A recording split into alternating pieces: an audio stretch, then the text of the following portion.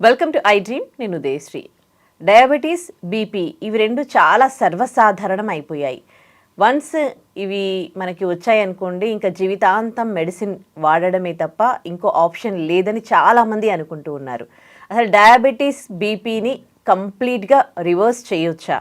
ఆయుర్వేదంలో వీటికి ఎలాంటి మెడిసిన్ ఉంది? దీనికి సంబంధించి మనకు అవగాహన కల్పించడానికి డాక్టర్ సుబ్రహ్మణ్యం గారు ఉన్నారు. ఆయుర్వేద వైద్య నిపుణులు, అమృతం ఆయుర్వేద నిలయం నుంచి మాట్లాడదాం. నమస్తే sir, welcome to our studio. నమస్తే అమ్మా. అంటే డయాబెటీస్, బీపీ వన్స్ వచ్చిందంటే ఇంకా అది తగ్గుతుంది అని ఇప్పటివరకు ఎవరూ చెప్పలేదు. చాలా కొద్ది మందే మాత్రం చెప్పారు. అసలు వన్స్ బీపీ, డయాబెటీస్ వస్తే తగ్గుతాయా? ఇప్పటిదాకా వచ్చి మందులు వాడుతుండే వాళ్ళకి తప్ప రాకుండా ఉంది, భవిష్యత్తులో మాకు వస్తుందేమనే వాళ్ళందరికీ రాకుండా చేయొచ్చు. అవునా? అంతే కదా. ఎందుకంటే వాళ్ళకి ఆహారం, జీవన విధానం, ఆయుర్వేదంలో చెప్పిన స్వస్థవృత్త విధానము ఇవన్నీ వాళ్ళు కనుక ఆచరించినట్లయితే బీపీ రాదు, షుగరు రాకుండా చేసుకోవచ్చు. డయాబెటీస్ని ముందే రాకుండా జాగ్రత్తలు తీసుకోవాలి అని అంటున్నారా? అంతే కదా. అంటే 20s to 30s to 40s ఉన్న వాళ్ళే. అవును, ఎవరైనా కావచ్చు. కానీ వచ్చిన వాళ్ళకైతే తగ్గించలేరు. అంతే కదా. వాళ్ళు ఆల్రెడీ ఇప్పటికే మందులు వాడి అది మొత్తానికి మందులమయం చేసేసినారు. శరీరాన్ని కెమికల్ ఫ్యాక్టరీ చేసేసి ఉంటారు. ఆ ఫ్యాక్టరీలో నుంచి మళ్ళీ వీటన్ని బయటకు తీయడం కష్టం. కాబట్టి ఇది రాకుండా ఉండేవాళ్ళు. ఎందుకంటే భవిష్యత్ తరాలు బాగుండాలంటే కొన్ని ఆహార విధానం, జీవన విధానాలు నేర్చుకోవడం అనేది చాలా ముఖ్యం. దీనికి ఆయుర్వేద విధానం చాలా అవసరం. అసలు బీపీ ఎందుకు వస్తుంది? ఒక చిన్న ప్రశ్న వేసుకోండి. సరిపడినంత నీరు తాగకపోతే, అవన్నీ కాదండి, సరిపడినంత నీరు తాగకపోతే వాళ్ళకి శరీరంలో రక్తం చిక్కబడిపోయి దాని యొక్క ఒత్తిడి వల్ల బీపీ వస్తుంది. అందుకే నీరు కూడా వస్తుంది అని అంటారు కదా. అంటే తాత ముత్తాతలకు, తల్లిదండ్రులకు ఉంటే ఆస్తులు వస్తాయండి, రోగాలు రావు. రోగాలే వస్తాయని అంటారు కదా. అదే మనం అదే ఆస్తులు కూడా అలవాటు పడి రోగాలు కూడా అలాగే వస్తాయని అనుకుంటుంటారు. ఇది చాలా అంటే ఎక్కడో పొరపాటున జరగవచ్చు కొంతమందికి. ఎందుకంటే వాళ్ళ తల్లిదండ్రులు చేసిన తప్పులే వీళ్ళు చేసి ఉండొచ్చు, వాళ్ళకి తెలియకుండా వాళ్ళు చేసి ఉండొచ్చు. ఒకప్పుడు అంటే 1947లో మనకు వచ్చినప్పుడు యావరేజ్ లైఫ్ స్పాన్ చూడండి 30 ఏళ్ళ లోపే ఉంది. ఈరోజు 70 ఏళ్ళకి వచ్చారు. ఎలా వచ్చారు? వైద్య విజ్ఞానం ఇంత మెరుగవడం వల్ల, ఇంత చెప్పడం వల్ల ఈరోజు యావరేజ్ లైఫ్ స్పాన్ 70 ఏళ్ళు దాటుతోంది. కారణం ఏంటి? అప్పట్లో వాళ్ళకి సరైన వైద్య సౌకర్యాలు లేవు. ఎవరైనా ఆరోగ్యకరంగా ఉండేవాళ్ళు చాలా ఏళ్ళు బతికేటోళ్ళు. ఎందుకంటే మంచి ఆహారం దొరికేది, ఏ కెమికల్స్ లేనివి, ఏ పెస్టిసైడ్స్ లేనివి దొరికేవి సహజసిద్ధంగా. వాటిలో న్యూట్రిషన్ బాగుండేది. అక్కడ ఆరోగ్యకరంగా ఉండేవాళ్ళు 90 ఏళ్ళు, 100 ఏళ్ళు, 120 ఏళ్ళు, 130 ఏళ్ళు కూడా బతికిన వాళ్ళు ఉన్నారు. ఇక చాలామంది ఆయుష్ను కాపాడుకోలేకపోయినారు, ఎందుకంటే సరైన విజ్ఞానం లేకపోవడం.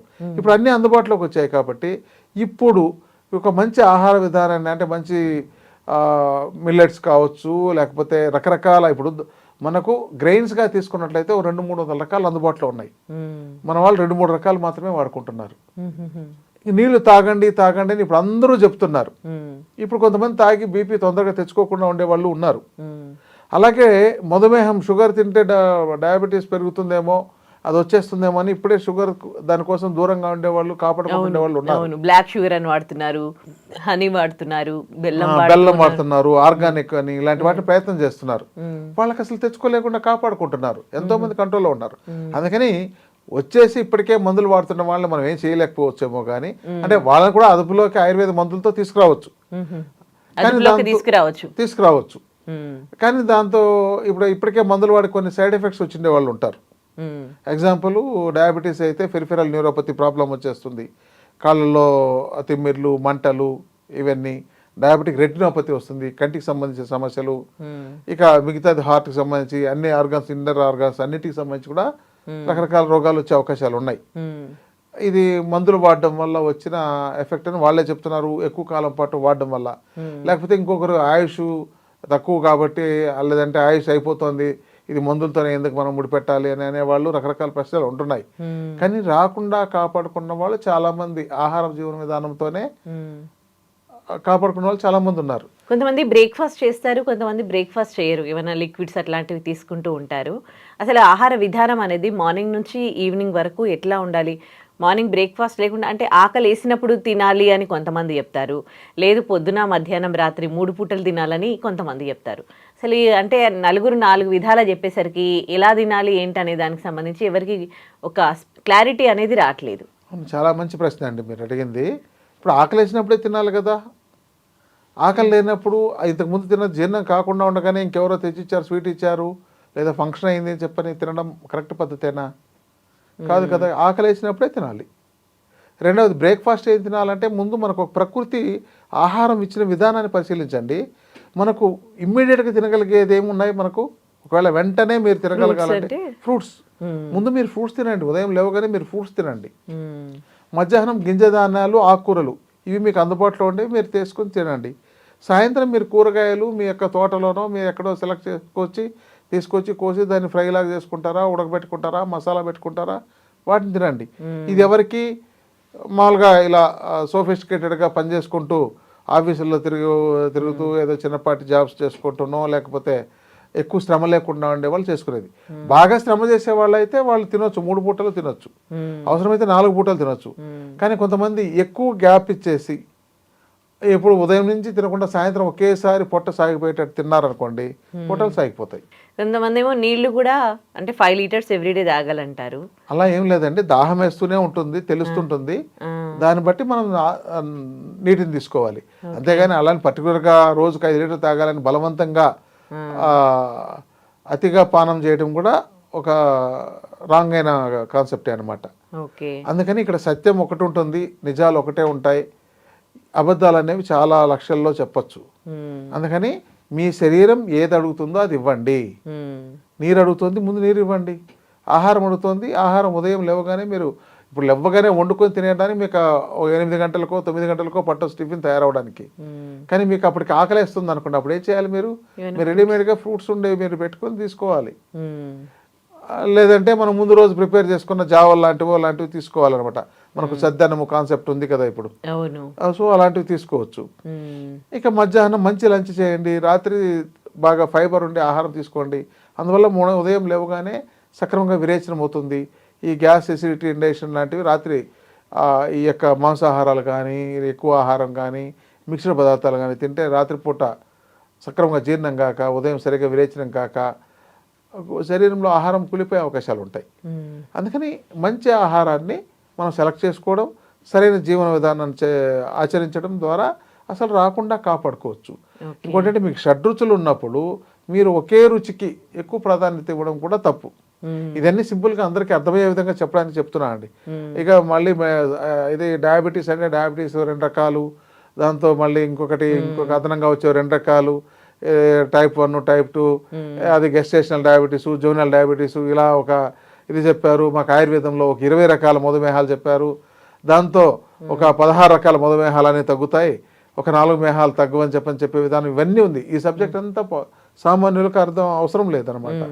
అలాగే రక్తచాప అంటారు, బీపీ అనేది, ఇది అసలు ఎక్కడ చర్చించరు ఆయుర్వేద శాస్త్రంలో. ఎందుకంటే ఎవరైతే జీవన విధానం సక్రమంగా ఆచరిస్తున్నారో, అంటే సరిపడినంత నీటిని తీసుకుంటున్నారో వాళ్ళకు బీపీ వచ్చే అవకాశాలే తక్కువ లేవు. అందుకనే ఆ సబ్జెక్ట్ని డిస్కస్ చేయట్లేదు. కానీ ఇక్కడికి వచ్చేసరికి చాలా మంది బీపీ టాబ్లెట్కి అలవాటు పడిపోయారు. ఎవరైనా అడగండి, ఒక 50,000 దాటిన వాళ్ళు ఒక బీపీ టాబ్లెట్ అయితే ఏది లేకపోయినా మెయింటైన్ చేస్తారు. ఇక కొంతమందికి అయితే ఇప్పుడు 100లో 25 నుంచి 30% మందికి డయాబెటీస్ వస్తుందని, ప్రీ డయాబెటీస్ ఉంది అని, ప్రీ డయాబెటిక్లో మందులు వాడకూడదు. ఈ విషయం చాలా మందికి అర్థం కాదు. ఎందుకంటే అది ఇంకా మధుమేహం కంట్రోల్ లేని స్థాయికి వెళ్ళలేదు. అది అదుపులో ఉంది, బట్ మీకు బార్డర్లో ఉంది అని అర్థం. కానీ అక్కడే మందులు వాడుతున్నారు. దీనివల్ల కొన్ని ఇతర సైడ్ ఎఫెక్ట్లు వచ్చే అవకాశాలు ఉంటాయి. ఇక బీపీతో చూడండి, ఒకవేళ సరిగా కంట్రోల్ కాకపోతే వాళ్ళకు పెరాసిస్ లాంటివి రావడం, స్ట్రోక్ లాంటివి రావడం, కిడ్నీలు ఫెయిల్ అవ్వడం, ఇలాంటివన్నీ ఉంటాయి. మళ్ళీ కిడ్నీలు ఫెయిల్ అయిన తర్వాత మాకు ట్రీట్మెంట్ కావాలని వస్తారు. అది కూడా రకరకాల ట్రీట్మెంట్లన్నీ చేసుకొని పూర్తిగా హీనమైపోయిన తర్వాత, పూర్తిగా నాశనమైన తర్వాత వస్తున్నారు. అదే ముందుగా వస్తే, ఎందుకంటే కిడ్నీ క్రియాటిన్ 4-5 ఉన్నప్పుడు కూడా ఆయుర్వేదం తగ్గిస్తోంది. బాగా తగ్గించి మళ్ళీ కొంతకాలం వాళ్ళ యొక్క లైఫ్ స్పాన్ని పెంచుతోంది. మరి అదే ముందుగా అదే వాడి ఉంటే అసలు అలాంటి పరిస్థితి రాదు కదా. ప్రీ డయాబెటిక్లో కానీ అదే అంటే బీపీ కానీ ఇంకా వస్తుంది అని అనుకుంటే ఆ టైంలో ఆయుర్వేదం మెడిసిన్ వాడితే ఎట్లా ఉంటుంది? చాలా బాగుంటుందండి, అద్భుతంగా ఉంటుంది, ఇంకా అసలు రోగమే రాకుండా ఉంటుంది, రోగమే లేకుండా ఉంటుంది. ఓకే, బార్డర్లో ఉన్నప్పుడు. అవును, ఇది అది అనుభవపూర్వకంగా చూడాలి. ఎందరో చాలా మంది వాళ్ళ ఒపీనియన్ పక్కింటి వాళ్ళని ఎదురింటి వాళ్ళని చూసి చెప్పేది కాకుండా మేము మా దగ్గరకు వచ్చిన వాళ్ళని చాలామందిని చూసి వాళ్ళకు మందులు ఇచ్చి వాళ్ళకి ఇలా చేయండి, ఇలా జీవన విధానం ఆచరించండి అంటే కొంతమందికి అసలు ఆ డయాబెటీస్ లేకపోయిన వాళ్ళు ఉన్నారు. అందుకని ఇవన్నీ కూడా మన ఆహార విధానం మీద ఆధారపడి ఉంటుంది. మీరు ఆహార విధానం అంటున్నారు కాబట్టి ఇందాక షడ్రుచులు అని కూడా అన్నారు. అంటే అన్ని ఆహార పదార్థాలు తీసుకోవాలి. అందులో ముఖ్యంగా కాకరకాయ ఉంది కదండి, అంతకుముందు రెగ్యులర్గా చాలా మంది తినేవాళ్ళు, ఇప్పుడు తినేవాళ్ళు తగ్గిపోయారు. ఒకవేళ కాకరకాయ వండారనుకోండి, అందులో ఉన్న చేదంతా తీసేసి దాన్ని స్వీట్ లాగా చేసుకొనో లేకపోతే డీప్ ఫ్రై చేసుకొనో తింటారు. అసలు కాకరకాయని ఎట్లా తినాలి? కాదండి, తినగా వేము తీయగనుండు, నేల వేమని అంటారు. నేల వేమని ఉంటుంది ఆ పద్యంలోని మైనింగ్ ఏంటంటే తినగా వేము తీయగనుండు అంటే వేము అంటే నేల వేము అని ఒక ప్లాంట్. ఆ ప్లాంట్ని మీరు తీసి ఆ ఆకును కనుక మీరు నమిలారనుకోండి, ఆ తర్వాత అది ఎంత చేదు ఉంటుందంటే మీ నాలుగును కోసేసుకుందామేమో అనేంత చేదు వస్తుంది అనమాట.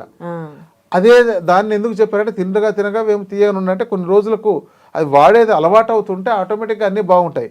కాకరకాయ జ్యూస్ని తాగే వాళ్ళు ఉన్నారు, కాకరకాయ నమిలి తినేసే వాళ్ళు ఉన్నారు, వేపాకని నమిలి తినేసే వాళ్ళు ఉన్నారు.